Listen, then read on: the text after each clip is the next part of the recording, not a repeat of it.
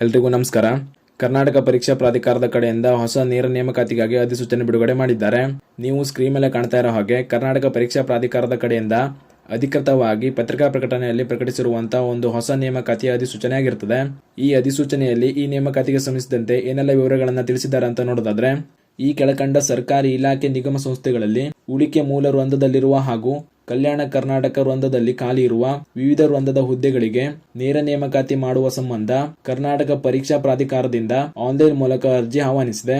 ಅರ್ಹ ಅಭ್ಯರ್ಥಿಗಳು ಸದರಿ ಹುದ್ದೆಗಳ ನೇಮಕಾತಿಗೆ ಅರ್ಹತೆ ಪಡೆಯಲು ಆನ್ಲೈನ್ ಮೂಲಕ ಅರ್ಜಿ ಸಲ್ಲಿಸಿ ಕರ್ನಾಟಕ ಪರೀಕ್ಷಾ ಪ್ರಾಧಿಕಾರವು ನಡೆಸುವ ಸ್ಪರ್ಧಾತ್ಮಕ ಪರೀಕ್ಷೆಗಳಿಗೆ ಹಾಜರಾಗಬೇಕು ಅಂತ ತಿಳಿಸಿದ್ದಾರೆ. ನಂತರ ನೀವು ಸ್ಕ್ರೀನ್ ಮೇಲೆ ಕಾಣ್ತಾ ಇರೋ ಹಾಗೆ ಯಾವ ಇಲಾಖೆಗಳಲ್ಲಿ ಎಷ್ಟು ಹುದ್ದೆಗಳು ಖಾಲಿ ಇವೆ ಅನ್ನೋದ್ರ ಬಗ್ಗೆ ಮಾಹಿತಿಯನ್ನು ತಿಳಿಸಿದ್ದಾರೆ. ಮೂಲ ವೃಂದದಲ್ಲಿ ಒಟ್ಟು 387 ಹುದ್ದೆಗಳು ಖಾಲಿ ಇರ್ತವೆ ಮತ್ತು ಕಲ್ಯಾಣ ಕರ್ನಾಟಕ ವೃಂದದಲ್ಲಿ 321 ಹುದ್ದೆಗಳು ಖಾಲಿ ಇರ್ತವೆ. ಒಟ್ಟು ಹುದ್ದೆಗಳ ಸಂಖ್ಯೆ ನೋಡೋದಾದ್ರೆ 708 ಹುದ್ದೆಗಳು ಖಾಲಿ ಇರ್ತವೆ. ನಂತರ ಆನ್ಲೈನ್ ಮೂಲಕ ಅರ್ಜಿ ಸಲ್ಲಿಸುವ ದಿನಾಂಕ 9/10/2025ರಿಂದ 1/11/2025 ಅವಕಾಶ ನೀಡಲಾಗಿದೆ ಅಂತ ತಿಳಿಸಿದ್ದಾರೆ. ಆನ್ಲೈನ್ ಮೂಲಕ ಅರ್ಜಿ ಸಲ್ಲಿಸುವ ಬಗ್ಗೆ ಸೂಚನೆಗಳು, ಅಗತ್ಯ ಅರ್ಹತೆ ವಿವರ, ವಯೋಮಿತಿ, ಶೈಕ್ಷಣಿಕ ಅರ್ಹತೆ, ಅರ್ಜಿ ಸಲ್ಲಿಸುವ ವಿಧಾನ, ಶುಲ್ಕ, ಸ್ಪರ್ಧಾತ್ಮಕ ಪರೀಕ್ಷೆಯ ವಿಷಯಗಳು, ವರ್ಗವಾರು ಮತ್ತು ಹುದ್ದೆವಾರು ಹುದ್ದೆಯ ವಿವರಗಳು ಮತ್ತು ನೇಮಕಾತಿ ಪ್ರಕ್ರಿಯೆಯ ವಿವರವಾದ ಸೂಚನೆಗಳಿಗಾಗಿ ಪ್ರಾಧಿಕಾರದ ವೆಬ್ಸೈಟ್ಗೆ ಭೇಟಿ ನೀಡಲು ಈ ಮೂಲಕ ಸೂಚಿಸಲಾಗಿದೆ ಅಂತ ತಿಳಿಸಿದ್ದಾರೆ. ನಂತರ ಈ ನೇಮಕಾತಿಯಲ್ಲಿ ಸ್ಪರ್ಧಾತ್ಮಕ ಪರೀಕ್ಷೆ ಯಾವ ರೀತಿ ಇರಲಿದೆ ಅನ್ನೋದ್ರ ಬಗ್ಗೆ ಕೂಡ ಮಾಹಿತಿಯನ್ನು ತಿಳಿಸಿದ್ದಾರೆ.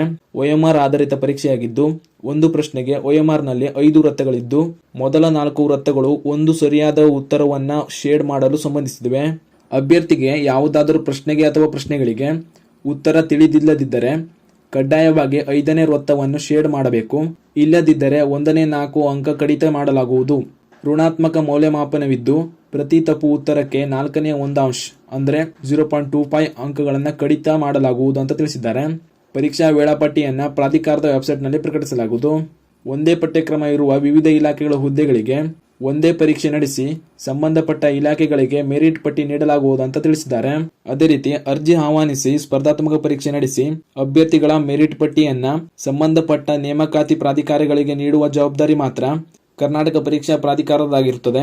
ಅಭ್ಯರ್ಥಿಗಳು ಅರ್ಜಿ ಸಲ್ಲಿಸುವಾಗ ನೀಡಿರುವ ಮಾಹಿತಿ ಅನುಸಾರ ದಾಖಲೆ ಪರಿಶೀಲಿಸಿ ನಿಯಮಾನುಸಾರ ನೇಮಕಾತಿ ಆದೇಶ ನೀಡುವುದು ಸಂಬಂಧಪಟ್ಟ ನೇಮಕಾತಿ ಪ್ರಾಧಿಕಾರದ ಜವಾಬ್ದಾರಿಯಾಗಿರುತ್ತದೆ ಅಂತ ತಿಳಿಸಿದ್ದಾರೆ. ನೇಮಕಾತಿ ಪ್ರಕ್ರಿಯೆ ಕುರಿತು ಅಭ್ಯರ್ಥಿಗಳಿಗೆ ವೈಯಕ್ತಿಕವಾಗಿ ಮಾಹಿತಿಯನ್ನು ಕಳಿಸುವುದಿಲ್ಲ. ಅಭ್ಯರ್ಥಿಗಳು ಆಗಾಗ ಪ್ರಾಧಿಕಾರದ ವೆಬ್ಸೈಟ್ ಭೇಟಿ ನೀಡುತ್ತಿರಲು ಸೂಚಿಸಿದೆ ಅಂತ ಈ ಮೂಲಕ ತಿಳಿಸಿದ್ದಾರೆ. ಪತ್ರಿಕಾ ಪ್ರಕಟಣೆಯಲ್ಲಿ ಬಂದಿರುವಂತಹ ಈ ಅಧಿಸೂಚನೆಯಲ್ಲಿ ಕರ್ನಾಟಕ ಪರೀಕ್ಷಾ ಪ್ರಾಧಿಕಾರದ ಕಡೆಯಿಂದ ಈ ನೇಮಕಾತಿಗೆ ಸಂಬಂಧಿಸಿದಂತೆ ಕೆಲವು ಪ್ರಮುಖ ಮಾಹಿತಿಗಳನ್ನು ಮಾತ್ರ ತಿಳಿಸಲಾಗಿದೆ. ಈ ನೇಮಕಾತಿಗೆ ಸಂಬಂಧಿಸಿದಂತಹ ಪ್ರಮುಖ ಮಾಹಿತಿಗಳ ಫುಲ್ ನೋಟಿಫಿಕೇಶನ್ KA ಕಡೆಯಿಂದ ಇಂದು ಸಂಜೆ ಒಳಗಡೆ ಬಿಡುಗಡೆ ಮಾಡುವ ಸಾಧ್ಯತೆ ಇದೆ. ಆದ್ದರಿಂದ ನೀವು ಕರ್ನಾಟಕ ಪರೀಕ್ಷಾ ಪ್ರಾಧಿಕಾರದ ಅಧಿಕೃತ ವೆಬ್ಸೈಟ್ ನ ಭೇಟಿ ಮಾಡ್ತಾ ಇರಿ. ಇದಿಷ್ಟು ಈ ಹೊಸ ನೇರ ನೇಮಕಾತಿಗೆ ಸಂಬಂಧಿಸಿದಂತಹ ಪ್ರಮುಖ ಮಾಹಿತಿಗಳಾಗಿತ್ತು.